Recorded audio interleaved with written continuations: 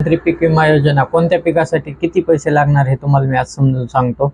विमा संरक्षण रक्कम हा बघा शासनाकडून आलेला जार आहे आणि ह्याच्यामध्ये असं दिलेलं आहे शेतकरी हिस्सा प्रति हेक्टरी किती भरायचा आहे हे बघा। सोयाबीनला आहे 1160 रुपये, सोयाबीनला 1160, मूग पिकासाठी 500 रुपये, उडीद पिकासाठी 500 रुपये, तूर पिकासाठी 900 रुपये हेक्टरी, कापूस पिकासाठी 1800 रुपये हेक्टरी आणि मका पिकासाठी 720 रुपये हेक्टरी, कांदा पिकासाठी 3400 रुपये, 3400 रुपये हेक्टरी असा हा विमा भरण्याचा आहे। आणि विमा भरण्याची तारीख आहे 1/7/2025 ते शेवट अंतिम तारीख आहे 31/7/2025।